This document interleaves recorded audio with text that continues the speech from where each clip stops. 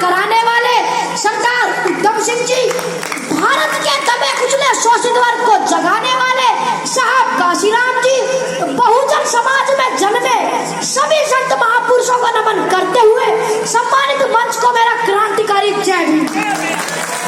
साथियों, आज 14 अप्रैल बाबा साहब के जन्म दिवस की आप सभी को हार्दिक शुभकामनाएं देता हूँ।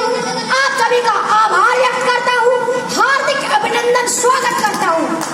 आज के दिन मैं उन लोगों के बारे में कुछ कहना चाहता हूँ जिनकी औकात चार पाई पर बैठने की नहीं थी, आज वो बड़े बड़े पदों पर बैठकर कह रहे हैं कि बाबा साहब ने हमारे लिए किया ही क्या है।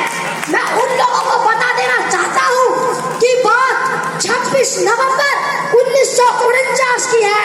26 नवंबर 1949 को बाबा साहब ने इस देश का संविधान बनाकर तैयार किया और जब बाबा साहब संविधान को लेकर संसद भवन में पेश कर वापस आ रहे थे, तब वहां पर एक महापुरुष थे जिनका नाम था आचार्य कृपाली जी। आचार्य कृपाली जी ने पूछा, अरे अम्बेडकर, आज आप इतने खुशनगर क्यों आ रहे हो?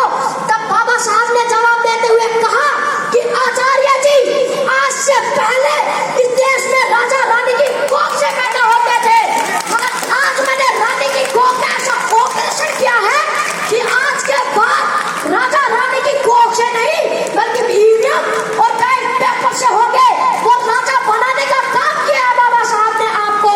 बाबा साहब ने आपके लिए अपनी 4 संतानें कुर्बान कर दी और आप कहते हैं कि बाबा साहब ने हमारे लिए किया ही क्या है।